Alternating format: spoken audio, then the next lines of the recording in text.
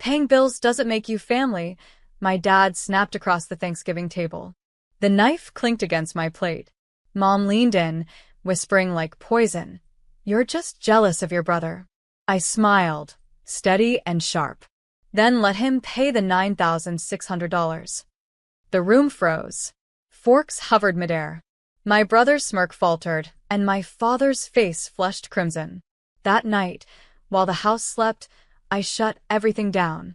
By morning, it wasn't just a quiet storm. It was cops. Tears.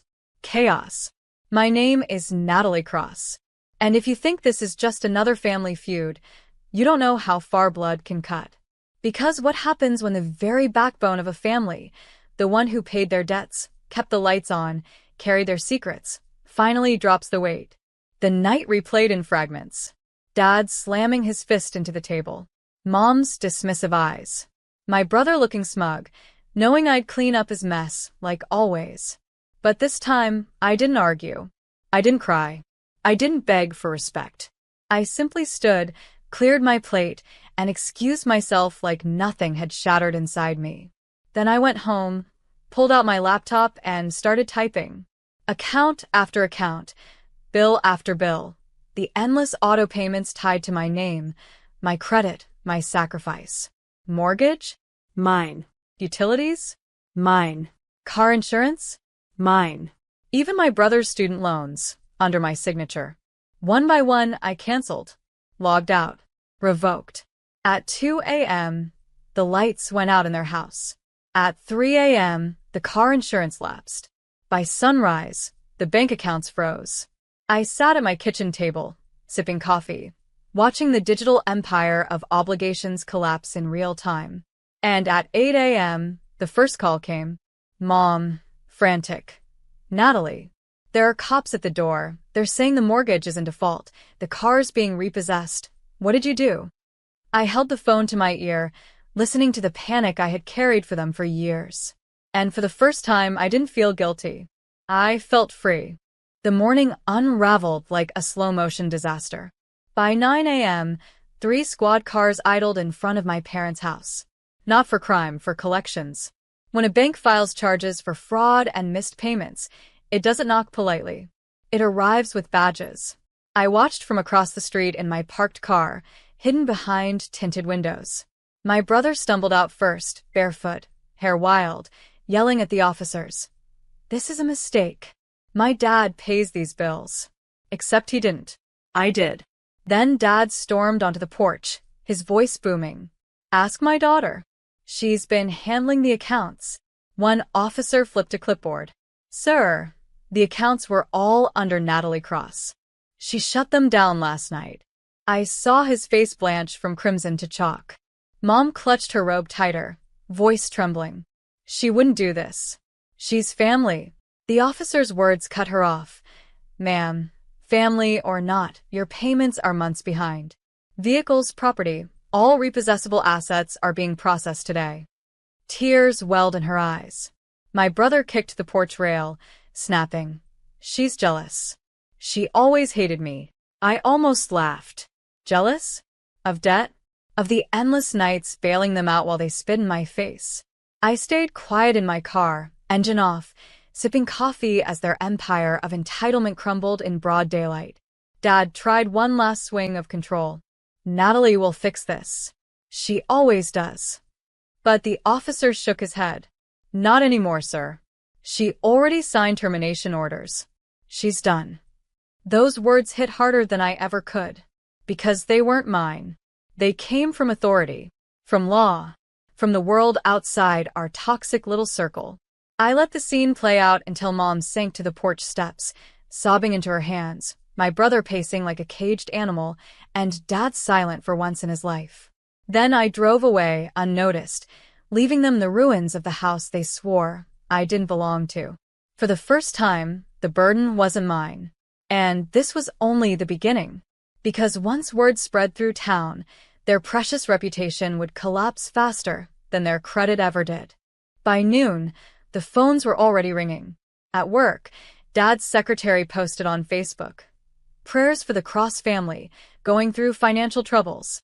Within an hour, the whispers started. At church, at the diner, at the bank where Dad strutted like a king. Everyone finally knew. Meanwhile, my brother blew up my phone. 37 missed calls. A barrage of texts. You're sick. Fix this now. Do you realize how bad you've ruined us? I let them sit unread, the screen lighting up like fireworks I no longer cared to watch. That afternoon, I received a letter from the bank confirming the transfers had cleared. Every dollar I had secretly funneled from my own savings into their debts over the years had been unlinked. My accounts were clean, untouchable. For once, their chaos wasn't clawing into my paycheck. By 3 p.m., Dad finally called. His voice cracked, not with rage, but something colder. Fear. Natalie, listen. You made your point. Now turn it back on before the house goes under. I closed my eyes, remembering his words across the Thanksgiving table. Paying bills doesn't make you family. And I smiled. Exactly, Dad. That's why they're not mine anymore. His breath hitched. You'll regret this. You need us. But I hung up before he could finish. That night, a cousin sent me a video. It showed Dad on the porch again, arguing with the officers as the family SUV was towed away. Neighbors gathered on lawns, some shaking their heads, some recording on their phones. My mother hid her face. My brother screamed at the tow truck driver, his voice breaking. The caption beneath the video read, "Guess who wasn't so perfect after all?" I watched it twice.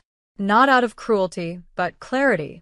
Because for years, they thrived on my silence, feeding on my sacrifices while calling me less. Now the silence was gone, and the world was finally watching.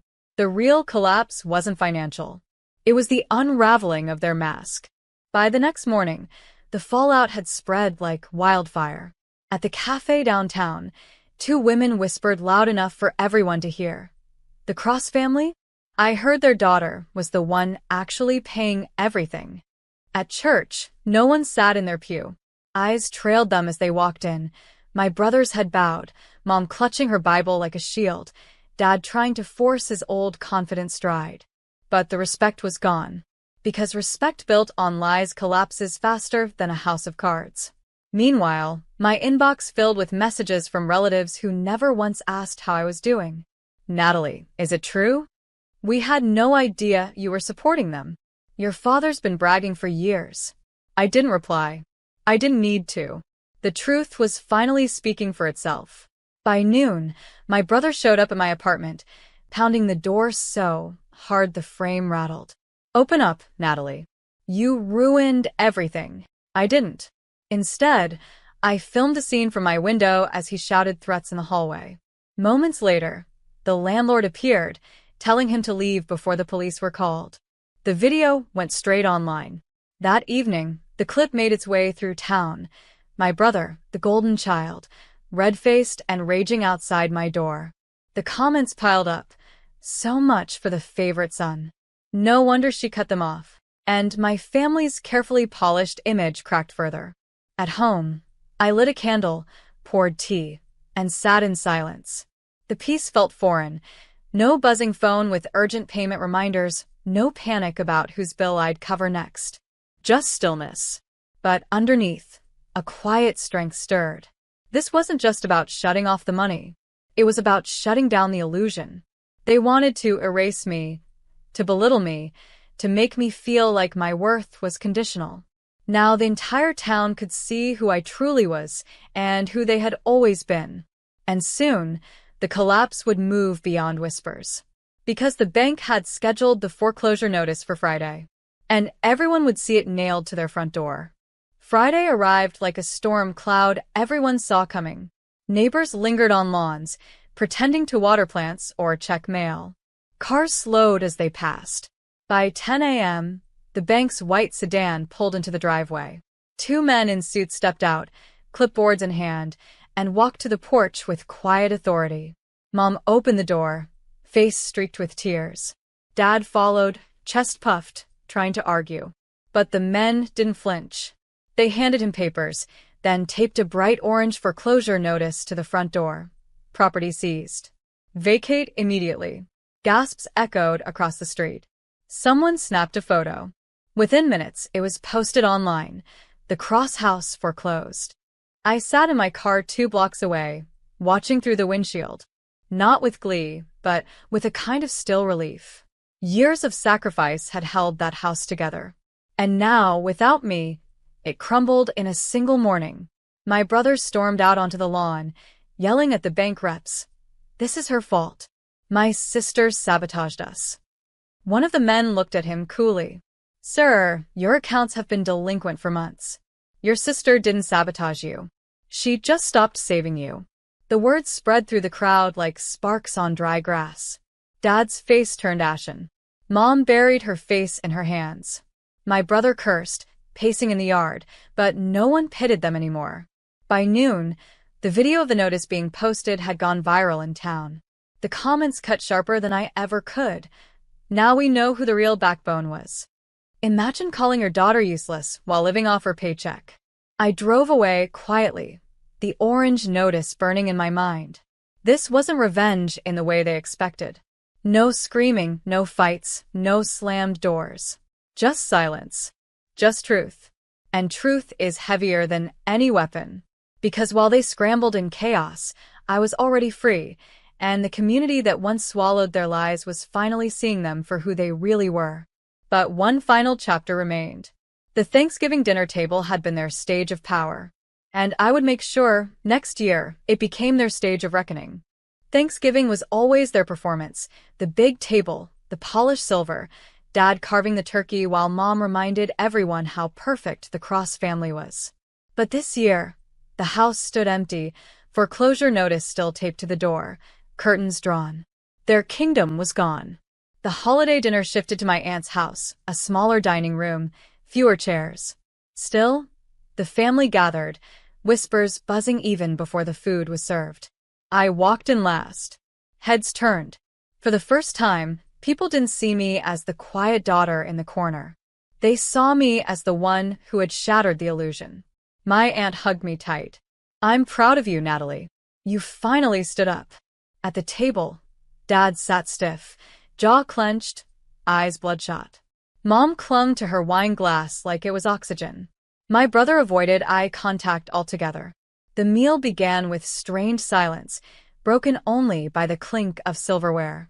Then my cousin cleared her throat. So, Natalie, is it true? You paid everything for years. Every eye shifted to me. I set my fork down, steady. Yes. I paid the mortgage, the cars, the utilities, even his student loans. I nodded toward my brother, who flinched. And when I finally stopped, the truth came out. Gasps circled the table. My father's fists tightened on the edge of his plate. We didn't ask you to announce our private business. I cut him off, calm but sharp. You made it public when you called me useless at this very table. The room froze. For the first time, no one rushed to defend him. Not Mom. Not my brother. Not anyone. My aunt spoke instead, voice firm. Useless? The only useless thing was the pride that kept you from admitting she saved you. Dad's face collapsed, the weight of his disgrace pressing him silent. I picked up my fork again, my appetite surprisingly steady. Because for years, this table was where I had been diminished. Tonight, it was where the truth stood tall. And though the turkey grew cold, the silence it left behind was the warmest thing I'd ever tasted. After dinner, I stepped outside for air. The autumn wind bit my cheeks, crisp and sharp, but it felt like freedom. Behind me, voices rose inside the house. Cousins, aunts, uncles circling around my parents and brother, asking questions they couldn't answer. Years of secrets unraveling all at once. I leaned against the porch rail, watching the leaves scatter across the driveway. For so long, I had imagined revenge as fire, as shouting, as one final eruption. But this was quieter, more complete. My father stepped out a few minutes later. His shoulders sagged, the weight of shame bending him smaller than I had ever seen him. He didn't meet my eyes. You've embarrassed us, he muttered. I turned my head slowly, my voice steady. No, Dad. I exposed you. You embarrassed yourselves. He flinched like the words cut deeper than anything I had said before. For once, he had no comeback, no booming voice to drown me out. He walked back inside, without another word. The door closed, muffling the arguments still simmering inside. I stood there a long time, realizing something. I didn't need their approval. I didn't need their apologies. I didn't even need their presence. The power I had searched for all my life wasn't theirs to give. It had been mine all along, hidden under the weight of their bills and their insults. And now that weight was gone. That night, as I drove home under a sky scattered with stars, I passed the empty shell of our old house. The foreclosure notice fluttered in the cold wind, catching the headlights of passing cars. For years, that house had symbolized their control. Now it was nothing but paper, silence, and shadows. And in that emptiness, I saw the ending forming, clear as glass.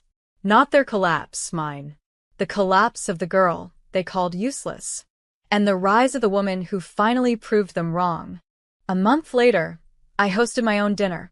Not grand, not polished, just a rented hall with folding tables, mismatched chairs, and food carried in warm trays by neighbors and friends. People I had met through work, through community projects, through the life I had quietly built while my family pretended I didn't exist. The room buzzed with laughter and warmth, a chorus of voices woven together without pretense. When it was time, I stood and tapped my glass. The chatter softened. For years, I thought family meant blood. That's what I was told. But blood doesn't always mean loyalty. Sometimes, family is the people who sit beside you because they choose to, not because they have to. Applause rippled, soft at first, then growing. Faces smiled back at me, not out of obligation, but out of choice. Across town, my parents and brother ate alone in a rented apartment, lights dimmed, reputation in ashes. The calls had stopped coming. The sympathy had dried up. They lived in the silence they had once forced on me. I didn't gloat. I didn't need to, because my revenge was already complete. Not through their downfall, but through my rise. The girl they called useless had built something they never could, a life filled with chosen family, respect earned through truth, and peace unshaken by shame. As I looked around the room, I realized something even deeper. Forgiveness wasn't necessary. Closure wasn't theirs to give me. It had always been mine to claim. I raised my glass, steady and sure. To real family, I said. The kind that never lets you carry the world alone. The toast rang through the hall, louder and truer than any insult ever hurled my way. And for the first time in my life, I wasn't carrying anyone else's weight. I was standing tall in my own light,